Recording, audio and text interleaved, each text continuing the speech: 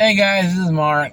I'm making the video about Game Pass today because I'll probably be sleeping tonight because my body I get used to the daytime. So weekend roundup, weekend news will happen again when I get a chance to do it. I mean, it's just I'm trying to get acclimated for daytime, and it's really hard going from nights to days and days to nights. Um, for some reason, it's not as hard as going from days to nights can be. But when you're 44 years old and you work nights for 6 years and you're told to get off by a doctor, I'll do all that explaining later on in a future video. I'll tell you what's going on about that one, why I had to get off. It was pretty dire, and I had to get off or I probably won't be here. But that will be a future video, and I got to come to terms with a lot of stuff and myself and how I let myself go in that way. And I went to the gym today, the first time in a while because I'm so tired when I go to the gym. But anyway, though, that's not a topic of the video. Topic today's video is going to be about, once again, Game Pass Ultimate being relevant and being unsustainable. You heard it already. A lot of people saying this already. Talking about how Game Pass Ultimate is unsustainable. It's not working anymore. People are not embracing it anymore. They're mad that Helldivers 2 is not going to be on Game Pass Ultimate day one. You got to pay $40 for it. Blah, blah, blah, right? And me personally, good riddance to Game Pass Ultimate. Even though I have Game Pass Ultimate since 2017 on my original Xbox One X, now PC app, I actually enjoy Game Pass Ultimate because I have no problem with it. Because, I know what it is. I'm renting games long period of time. So I get it. I don't care about owning games. I know I can buy it on Steam a lot cheaper than what Game Pass Ultimate sells on. That's probably why Game Pass Ultimate is not as relevant as Microsoft thought and Phil Spencer thought it was going to be. Because you got to understand, folks, Steam gets only about 30 or 40%. Or 60%, or whatever it is, 40%. Let's just call it 40% of the profit of each game they sell, and they have some insane deal. So if you charge a game, say $80, Steam has it for $50. That market share is going to go up because the game is cheaper. But should Steam suffer because, oh my God, I'm getting 40%? No, because what Steam has is multiple avenues of money because they have multiple companies they do business with. They have their own game. They have games that they create. Granted, they have the Steam Deck that's selling quite well. They're having all these avenues of things they can do. Now, granted, with EA having their app and Capcom toying with the idea but never gone off the ground with their app because I guess they don't know how to create an app as well. It's cheaper for them to just put it on Game Pass anyway, or put it on Steam anyway, I mean. And Epic Store has their fun, but once again, you can get a lot of these games you can get on Steam. And so these companies, they may have an app like Ubisoft, for example, still have games on Steam. Now they're trying to get, and I think Steam was toying the idea, if you buy it on Steam, you only use the Steam launcher.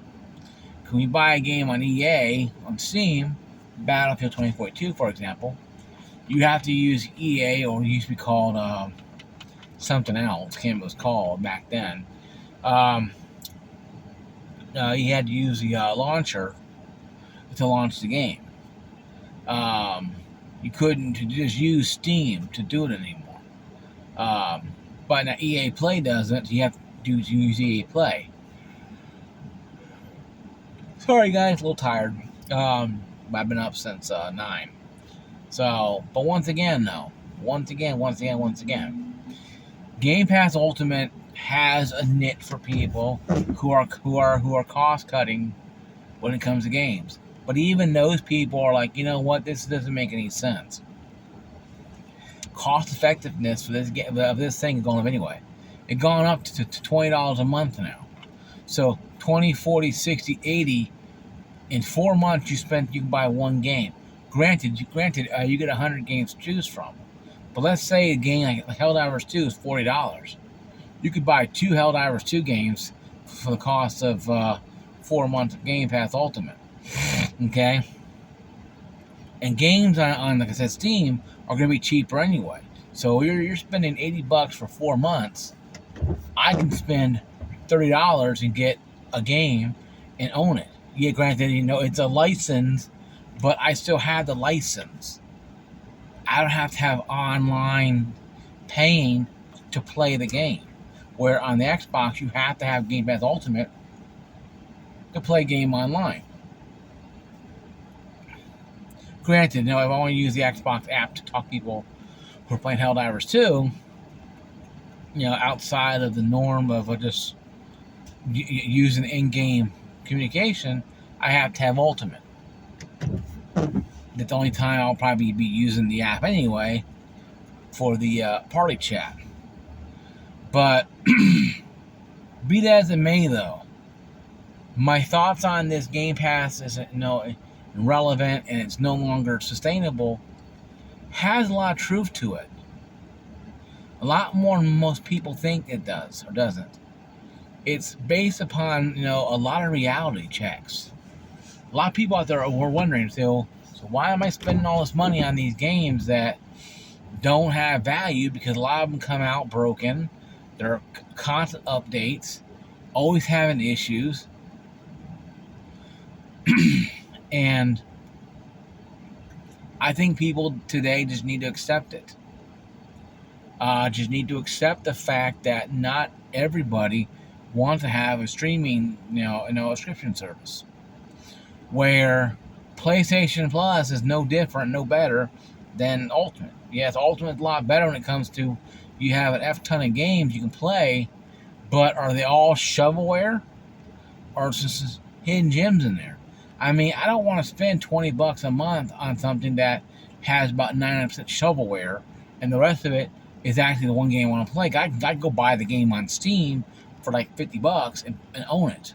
Like I have Halo Infinite, I have Halo Massive Collection, that has Reach on there. I'll play that all day long. It doesn't bother me. I have some of the games that have Gears of War 5 that I played on Game Pass Ultimate. It's a fun game. I own it on Steam. I bought it for I think $20. But here's the thing. Here's the kicker.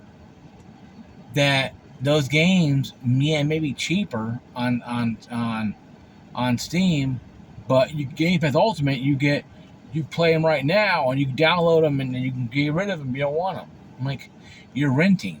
You sacrificed Blockbuster Video for this reason. You took Blockbuster Video, and they essentially have taken Blockbuster Video gaming and put it into Game Pass Ultimate. They slapped Game Pass Ultimate on it. So it seems like to me that Game Pass Ultimate is now Blockbuster Video, gaming. It's just you rent games you rent one game as long as you want. And it's like a version of a online tech of GameFly. You decided to put Game Pass Ultimate Hollywood Video GameFly and slap a coat of paint on it, and there you go. And it's not sustainable anymore. It doesn't sell. People are not buying it. The ooh and ah wore off. They allowed games to go on that probably shouldn't have been on there. Crackdown 3 shouldn't have been on there. The game wasn't working. It wasn't like it was supposed to be. The game was fun to me. I enjoyed it. I never played Crackdown 2. I never played Crackdown 3. But I played Crackdown 3. And I enjoyed it a lot. I have no problem with it. But I enjoyed the game. A friend of mine walked by who I used to work with. I'm in a parking lot where I used to work at. But I transferred out and go buy some tape and stuff. But the point being is this, though. There is reasons for why things fail. Hollywood Video, Blockbuster Video, Movie Gallery, Redbox failed because they didn't change the times. And when they tried to, it became extinct. Okay? And Netflix wanted to sell themselves to Blockbuster. Blockbuster said, go away, whatever. And now Netflix is the king of all time, and Blockbuster is punchline to a joke. And that is something that is really sad, because all could have been prevented if they would have listened to the people talk about it. If they listened to the people, hey, and we should buy part of this Netflix, or buy Netflix, or whatever. Same as GameFly. They were approached by different companies too to expand. They didn't. Now they're out the way. Redbox. Heck, I was offered a Redbox spot. I didn't take it. I would have had some money, but long term, 10, 15 years. But now all Redboxes are gone. They're out of business. So it's sustainable. Game Pass Ultimate is just another check mark in these things that you call, it's good, but it ran its course.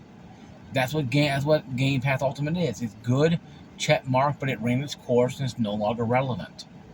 That's why I say things are no longer relevant, because you can't sustain having all these studios, and this is part 2 of this here.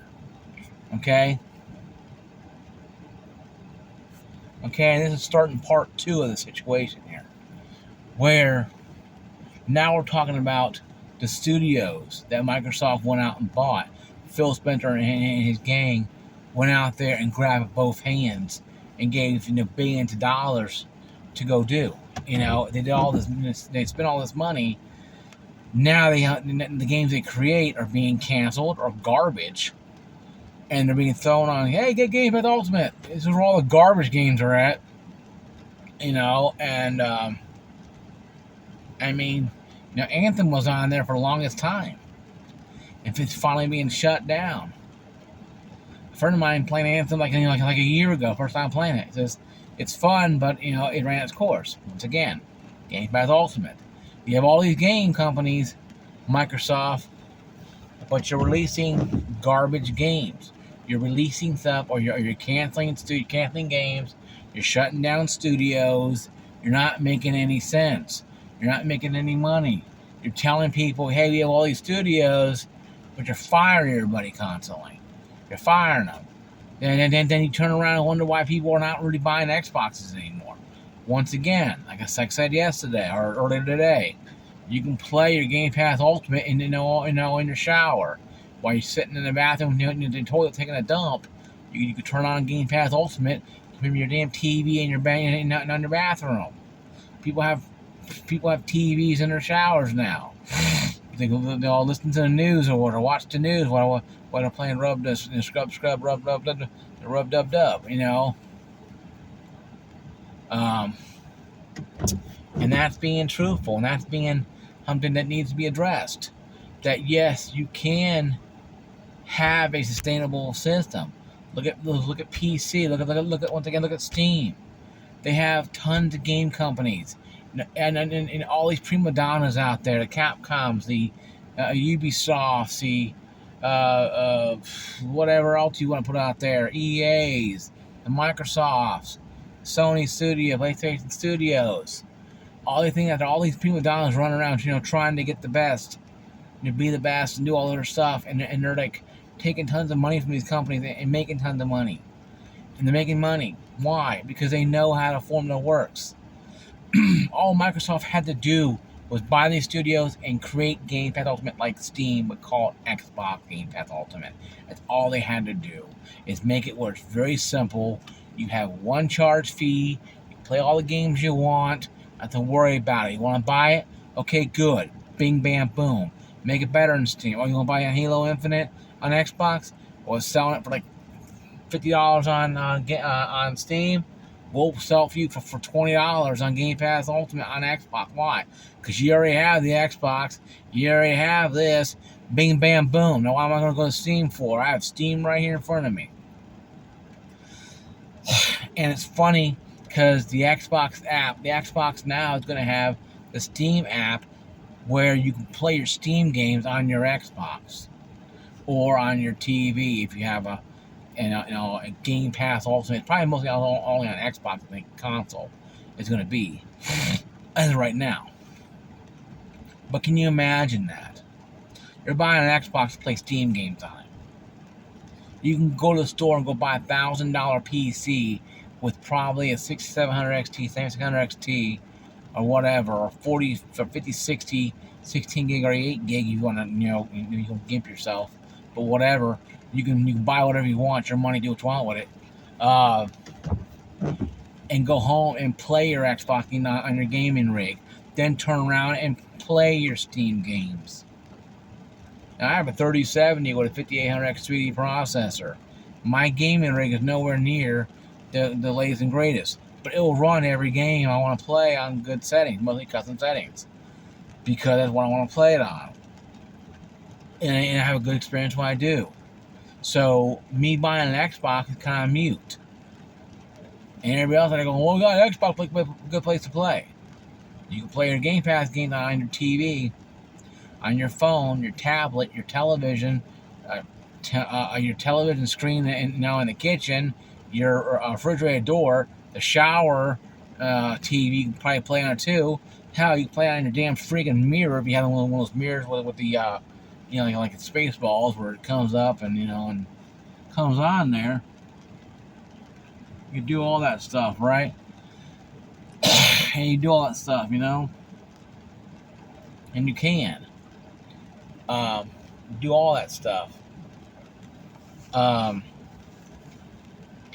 that right there, that'll kind of prove the point that you don't have to have, the Xbox for anything. You don't need them. And that just proves my point. What is Xbox running for? And this first part video here is going to be a 2-part video. Part 1 is going to be about the general understanding. What we discussed in part 1 was general understanding of the companies that they bought and how irrelevant it is. Part 2 is going to be about really deep diving into the situation and the problems that Microsoft caused by not going for the throat, not trying to do something different, just being the usual in when you're out there at a company. We'll talk about it more next time. So I'll see you guys later. Peace out. Like, subscribe, and ring that bell.